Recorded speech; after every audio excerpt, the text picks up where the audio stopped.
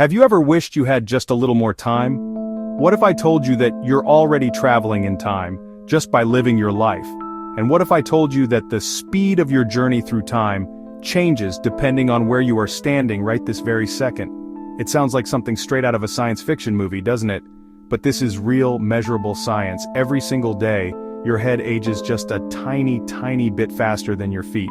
It's an almost impossibly small difference, but it's there. A secret wrinkle in the fabric of our reality. It's a fundamental rule of our universe hidden in plain sight. The clock on your wall, the watch on your wrist, the biological clock inside your very cells, someone living high up in the mountains, someone living down at the sunny seashore. It's a mind-bending idea, one that challenges our everyday intuition.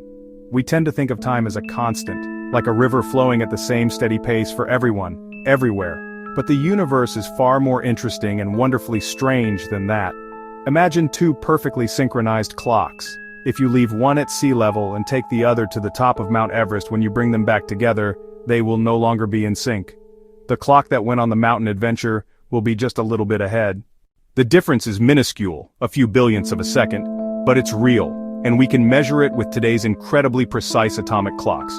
This isn't because the clock was broken or affected by the cold air. It's because time itself literally flowed at a different speed for it. This simple fact opens up a whole new way of looking at the world around us. So, what's going on here? Why does our position on Earth have anything to do with the speed of time? The answer lies in one of the most powerful and invisible forces in the universe: gravity. Gravity is the cosmic glue that holds planets. Gravity is the cosmic glue that holds stars. Gravity is the cosmic glue that holds galaxies together. It's the force that keeps your feet firmly planted on the ground, but it does so much more than that. As we're about to see, gravity has a profound and surprising relationship with the very flow of time, warping and stretching it in ways that can seem almost magical. Get ready, because we're about to take a deep dive into this amazing cosmic secret. Let's get this straight. Time is not a universal metronome ticking away at the same beat for every single person in the universe. That's a human idea. A convenient way for us to organize our lives, schedule meetings, know when our favorite show is on. The reality, as revealed by science, is much more fluid and personal. Your experience of time is unique to you. It's shaped by where you are and how you are moving. The time that passes for an astronaut zipping around the Earth and the International Space Station is measurably different from the time that passes for you, sitting here reading this. It's a personal time stream for every single object in the cosmos. Imagine the universe is filled with a vast, invisible grid. This grid isn't just space, it's space and time. Space-time. It's the four-dimensional stage on which all events unfold. This space-time grid isn't rigid, it's flexible, like a giant rubber sheet. Heavy objects, planets, stars create dips and curves in this sheet. Those curves are what we feel as gravity. Time isn't separate. It's woven into the fabric of the universe, and it can be stretched and compressed just like space. This idea changed our understanding of the cosmos. For centuries we followed Isaac Newton's ideas. He believed time flowed uniformly for everyone. That worked for everyday calculations, like the path of a cannonball. But as instruments got more precise, tiny inconsistencies appeared. The universe had deeper rules about time, and it took a revolutionary thinker to reveal them. So what does this mean for us on Earth? The universe is playing a subtle trick on us every moment. To really wrap our heads around this, let's go back to our example of the clocks. Imagine you have a twin. You both synchronize your brand new super accurate watches at exactly noon. Then your twin goes on a lifelong vacation to a beautiful beach house right at sea level.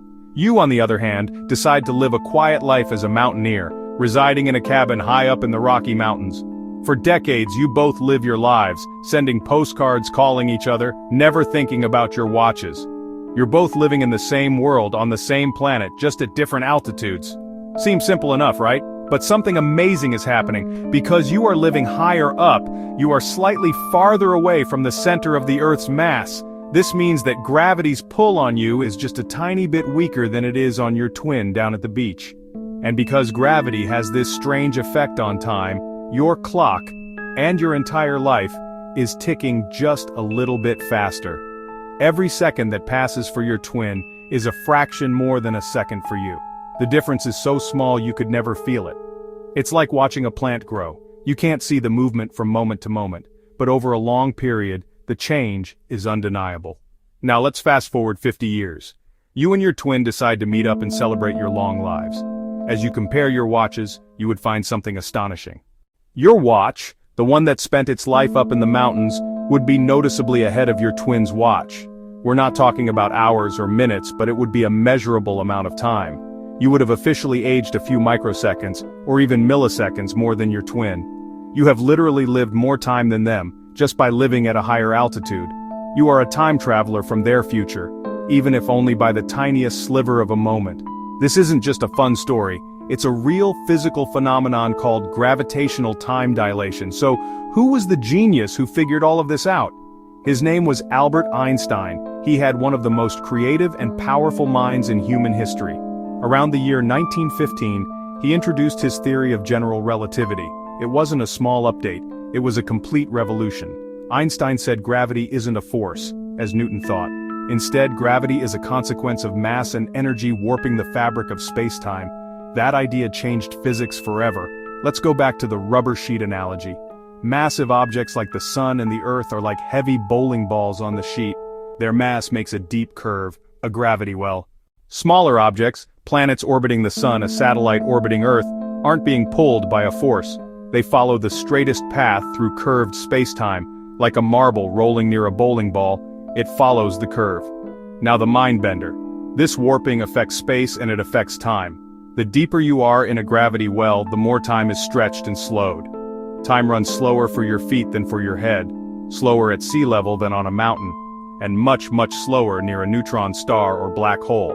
Gravity literally puts the brakes on time. Einstein's equations predicted this precisely. Stronger gravitational potential, slower passage of time. This is gravitational time dilation. It's not a guess, it's math from his theory. Back then, it was impossible to test directly.